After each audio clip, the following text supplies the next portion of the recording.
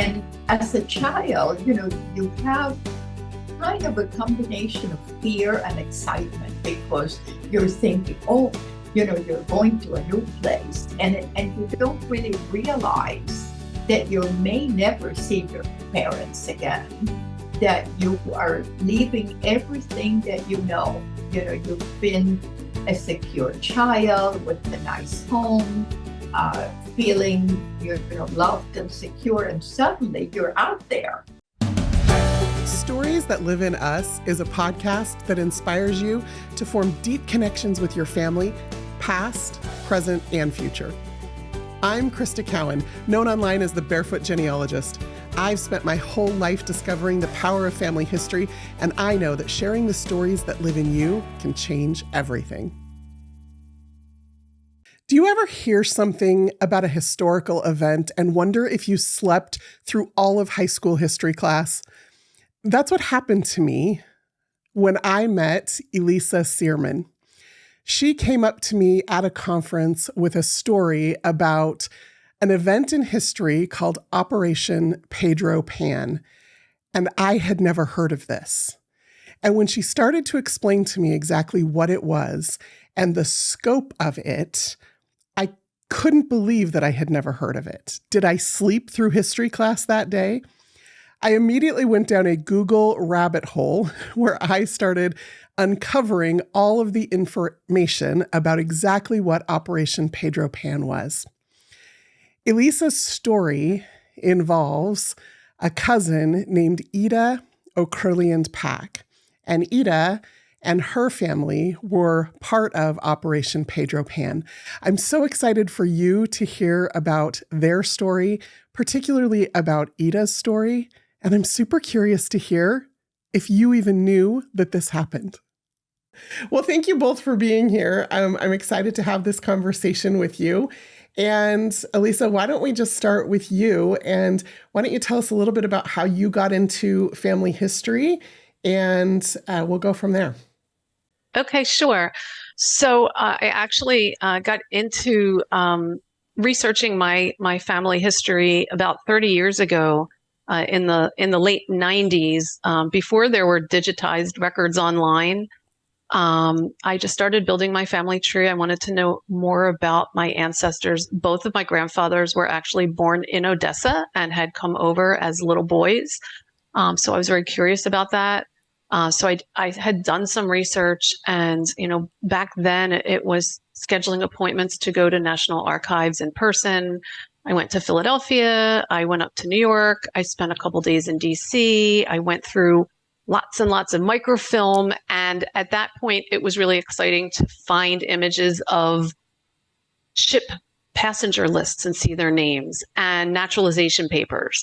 And that's pretty much all I was able to really find back then. At the same time, I had two living grandparents still.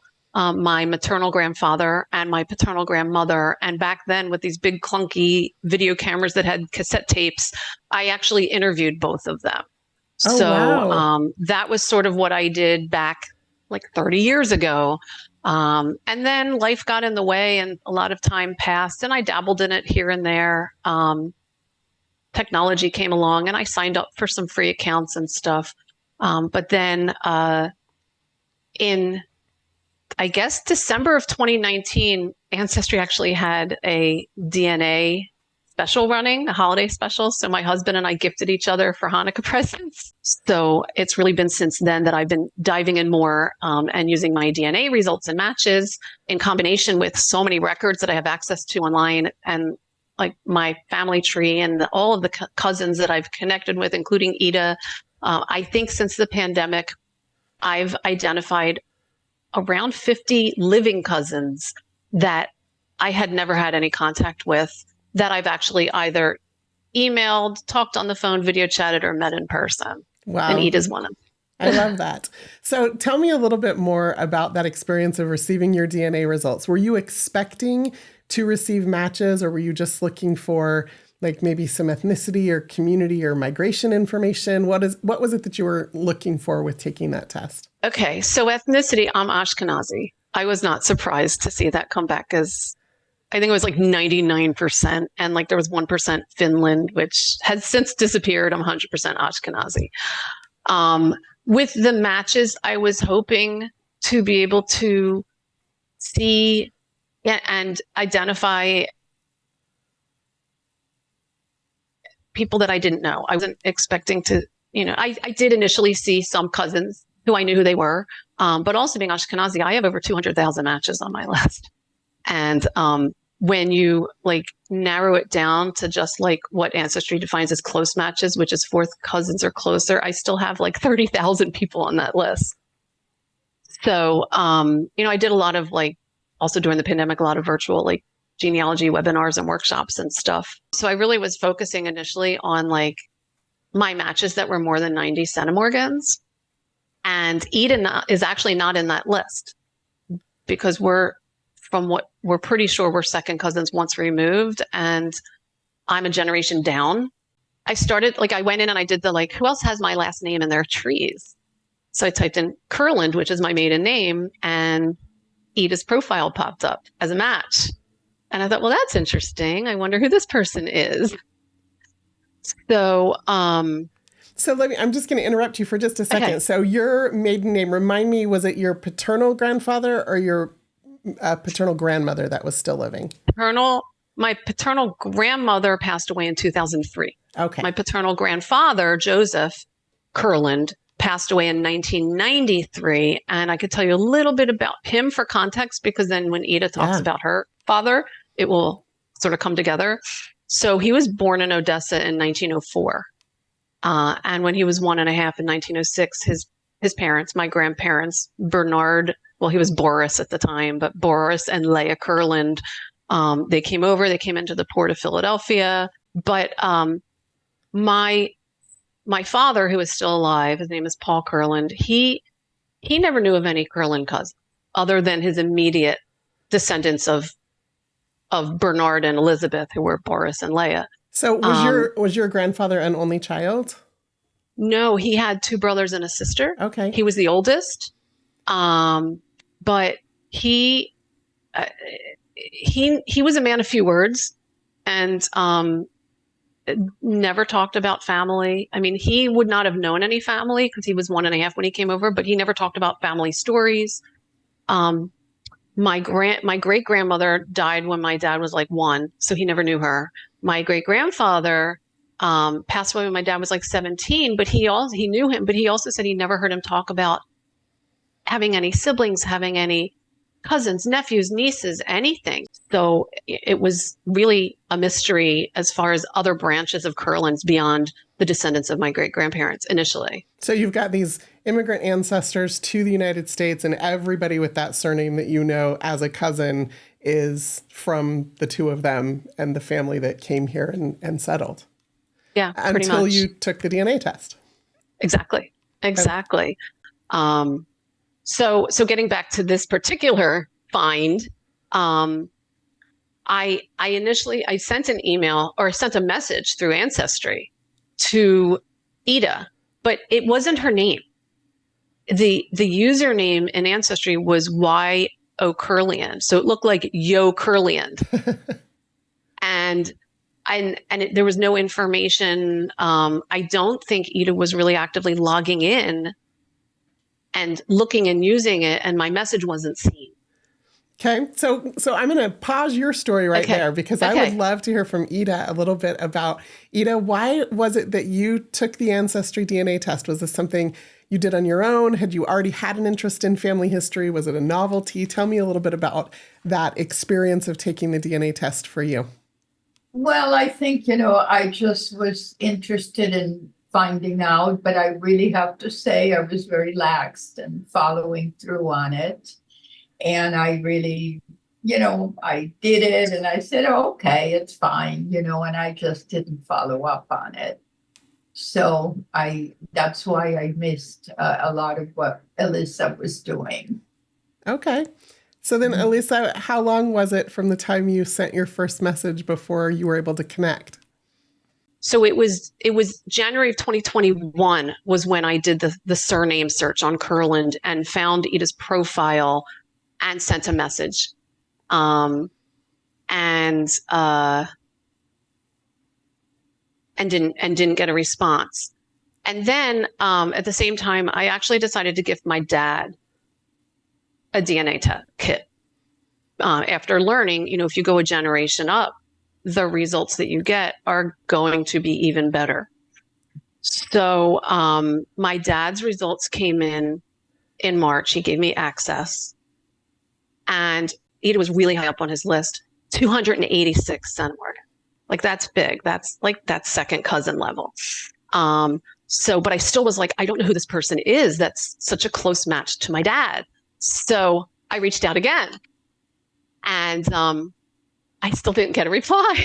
So I was determined at this point to try to find another way to try to figure out who Yda Okurliand was. Yeah. And even with the endogamy that happens in Ashkenazi Jewish DNA results, a cousin match of high 200 centimorgans, that indicates, like you said, a second cousin match. And that means they're going to have a set of great grandparents in common. And that means you're connecting back in the old country with people who went different directions, most likely. Yes? Right.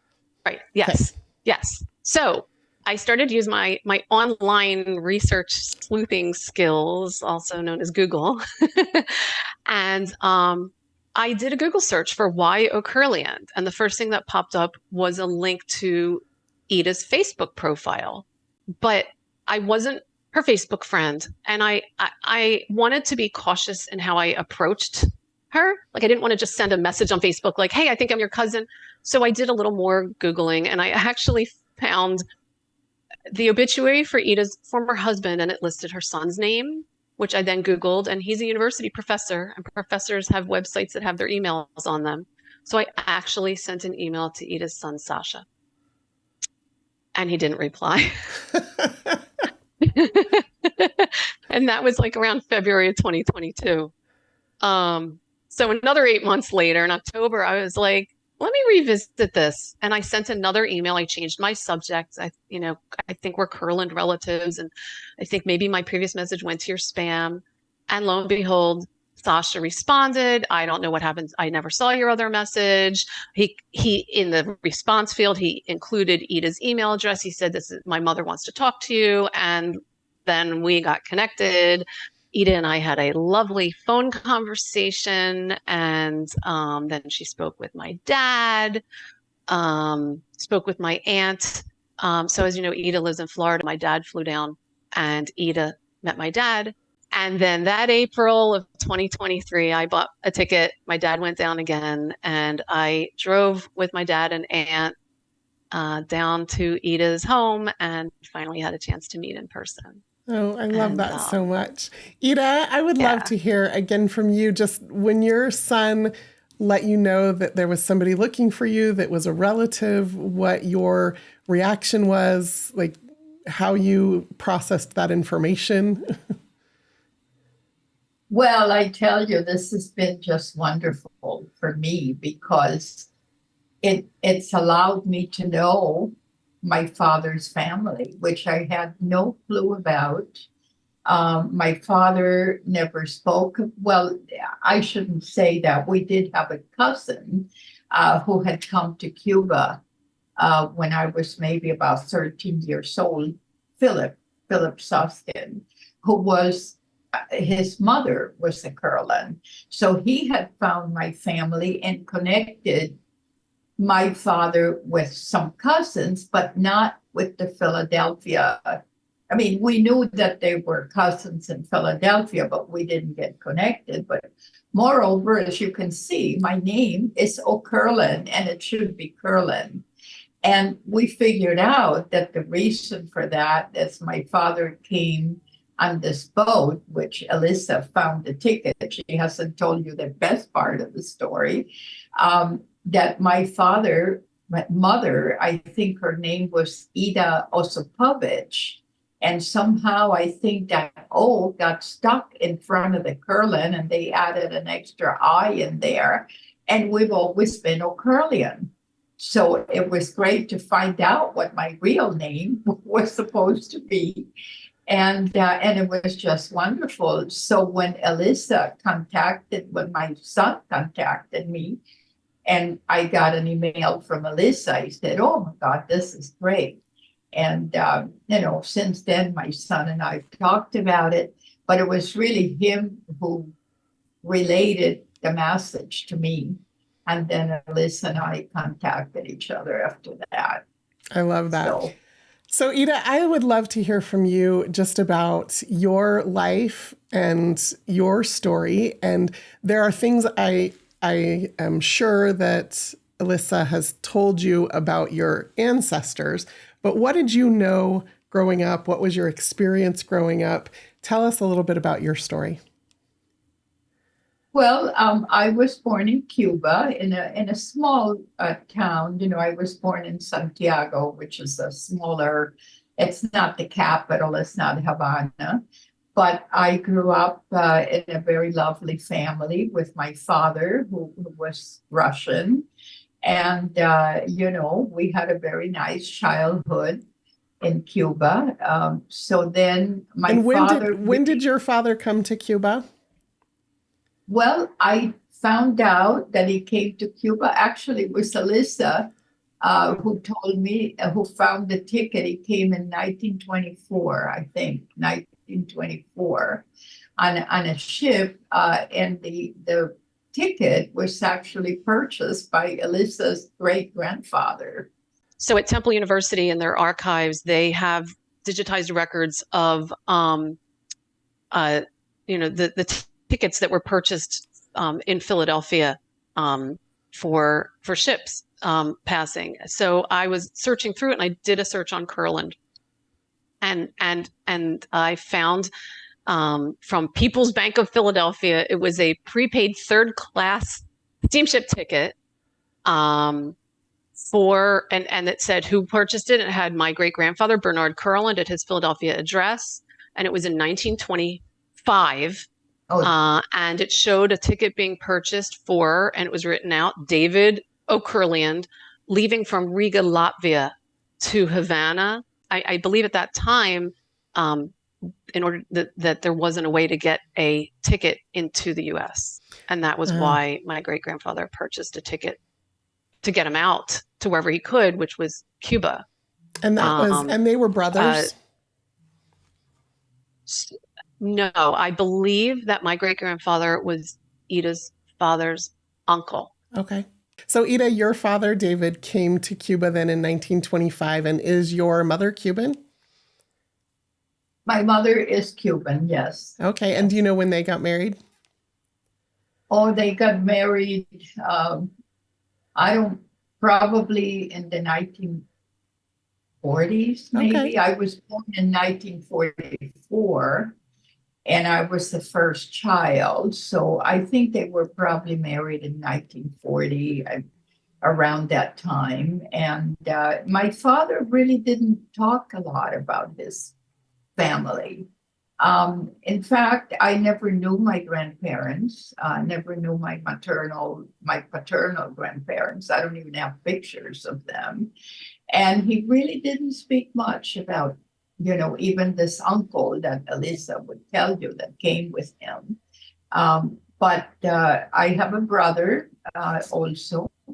And my brother is younger than me. And we, of course, came from Cuba when we were very young. We came to America. So the part of the story about my father's life, I know more about my father since I've met Elisa and this family than I knew about him. He didn't talk about it. I mean, he talked a lot. He was a very devoted Jew. He was actually very into, being he was a Zionist very early on, and we went to synagogue. We were raised in the Jewish synagogue. My father was a very devoted, religious Jew, and so that's the kind of life we had. And then one day, my parents sat us down and said that we were going to leave for America in 2 days. Oh, how old were you? I was 15. My brother was 13. He had had his bar mitzvah in January, so this was September. So he was almost, he was 13 and a half. I was 15, soon to be 16. And we were shocked, like, what? We're going to America? Well, and my parents said that they would follow us shortly. They would be, coming soon, but that we had to leave. And so we got ourselves packed and were put on this plane. I don't know if you know anything about Pedro Pan, but Pedro Pan was one of the largest exodus of Cuban children ever. 14,040 children between the ages of 6 and 18 were brought to the United States. 396 of those children were Jewish, and we were part of that group. So the reason for that was really because there were many rumors about the fact that the Fidel Castro would take children away, will cut parental rights and take these children to be indoctrinated and to be, it was called Patria Protestant. It was a movement. And the parents were just terrified to have their children taken away. As a matter of fact, it turned out to be unfounded, the rumors, but they were so, the parents were so critical, so upset about it, that it brought about this exodus, which was organized by the Archdiocese of Miami by a priest by the name of Father Walsh. He organized this whole movement, and the Jewish kids were taken care of by the Hayas, which is the Hebrew Immigrant Aid Service. And so we were met at the airport in Miami by the Jewish Family Service. And we spent the first night in somebody's home. And then they ran out of houses in Miami, so they started shipping these kids to other parts of the country. So we ended up in Rochester, New York. And we were placed in foster care. Were you and your brother together? Yes, we were kept together. So we went through several foster homes. And unfortunately, in 1962, Castro stopped the freedom flight. So that kept my mother, in Cuba. She couldn't get out. And my father died unexpectedly about a year after we arrived. He was young, he was 55. He had I think just probably some post-op complications. So Philip, our cousin, came to Rochester to give us the news of my father's passing. I think he might have been contacted by the Jewish Family Service, and they felt that it would be nice to have a relative come and give us the news rather than to have, the foster parents or the Jewish Family Service do it. So that's pretty much my story. Wow. So my mother did arrive eventually. She came 3 years later.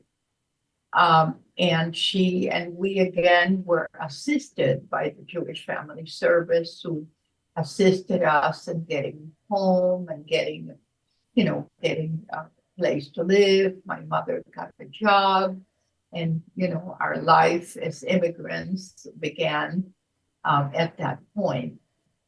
And since then, my mother and my brother, they've all moved to Miami. And they made a very good life here. My mother died at 98 years old, and she became a very well-known ambassador to the Cuban people in Miami. She worked for an agency that brought people, through third world countries.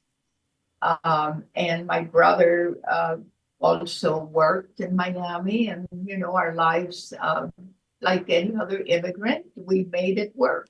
It sounds like it. So as you think back on that time of your life, being separated from your parents, hearing the news about your father's death, was there, I mean, you're still essentially a child. Like what were your feelings about that time of your life?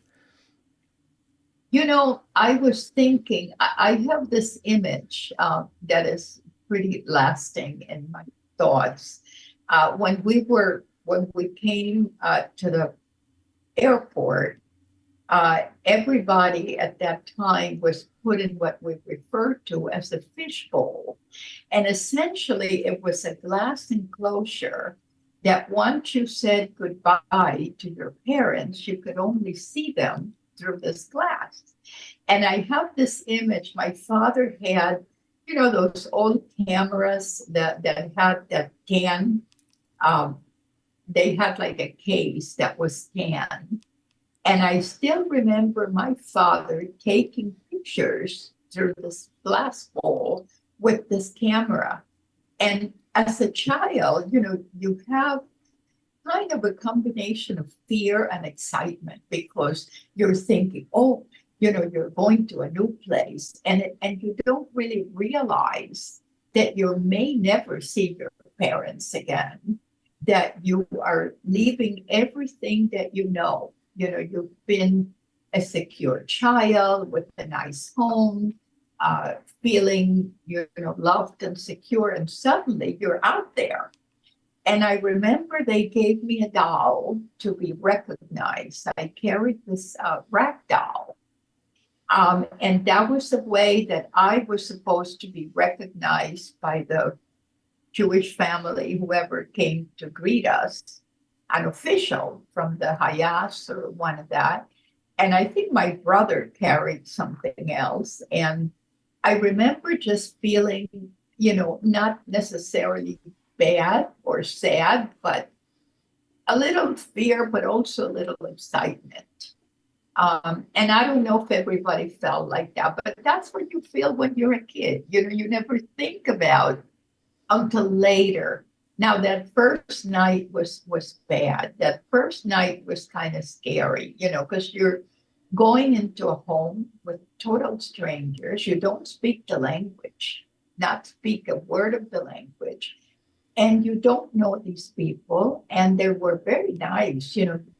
They put us in a nice home. The people were lovely to us. But you're like lost. You're totally lost.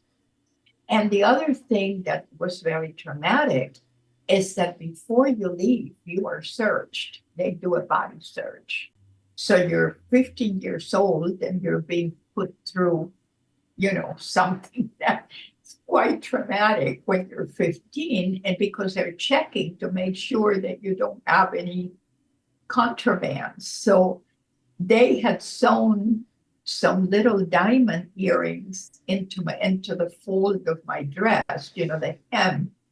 My mother had sewn something that my father had given me, some diamond earrings and a Star of David. I never forget that. I had a diamond Star of David sewn into my, and I thought, oh my God, if they find this, I'm going to be in big trouble. But of course, it was in the hem of the dress, so I never really, they don't look on that.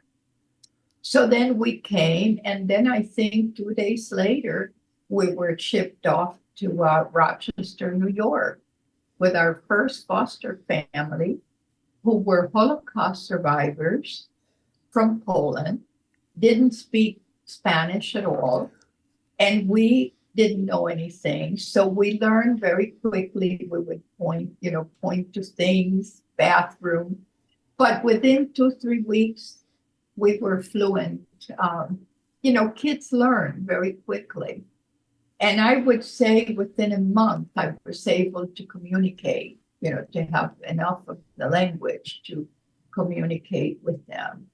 And then we went through probably 4 different foster homes over time. And it was over the course of, what did you say, 3 years before your mom was brought over? Maybe not 4. Oh, my mom came 3 years later. So I So think she came about 3 years, because in 62 they cut the flights. And then finally, I think in 63, they restarted the freedom flights, and my mother was able to get out. And again, she received tremendous help from the IAS and the Jewish Family Service. They were instrumental in getting my mother out and reuniting our family. was So your I'm very mom able grateful. was your mom able to bring any photos or anything personal with her when she came? No, my mom relates that she was still living in our family home. And what they do before you come, before you leave, they send out officials to do an inventory. So all the valuables that you have are inventoried by the government, and you're not allowed to take anything, including your personal jewelry. My mother came with nothing. She left her entire home behind, all our property, our valuable property, her jewelry, everything. And I actually visited my home when I was in Cuba. There are some people from the embassy living there now. And I saw the man entering the home, and I asked him, I said, I used to live here. This was my home. It was my home. It's now the government's home. And he was very nice. He said, oh, sure, you're welcome to come in and look. But I thought to myself, my son was with me. He says, Mom, just forget it. Somebody's living there. It's not your house anymore. So we moved on. Yeah, wow. But yes, these homes are taken over by government officials. So I guess And the reason I asked that question is because you have this really poignant last memory of your father standing there with a camera taking a picture of you. yes, I loved my father. I was extremely close to my dad, like most girls are. Girls and fathers have a very special relationship, just like boys and mothers. It is just a very special thing. And my father was wonderful. He was just an amazing, brilliant, gentle, loving, wonderful guy. And so for me, the trauma of leaving my father was very hard. And the trauma of not ever seeing him again, losing him. He died actually exactly a year. We came in September, and he died in September of 62. So it was like exactly 1 year. So that was very hard. And it was even harder on my brother, because my brother was at that age where boys really need their fathers. And so my brother really fell apart. For him, it was when my cousin Philip arrived, and we had no idea why he came. He came to our foster home. We thought, what is he doing here? Because we thought he just came to visit. And he came to give us the bad news. And my brother was just devastated. So it kind of, being the older sister, it put me in the position of having to be the adult in the room, to grow up, because I had to take care of my little brother. So it didn't allow me to grieve. And it took me many years to be able to actually grieve my father's death, because, I had to be strong. I had to take care of my brother. And so that's what I did. And you just become a survivor and you move on. And I have a very good life. I'm about to be 80 years old. Wow. in And another 2 months. you married and had how many children? I have one son, my son Sasha, who is now 49, and he's married. He has I have little twin granddaughters that are 6. They're identical twin girls. And I love being with them and spending time with them. And my son is good. He's a very good person. I love that. And my husband died, unfortunately, very young, but he was also a very nice person. I think Elisa found his obituary. That's how she eventually connected with my son, Sasha.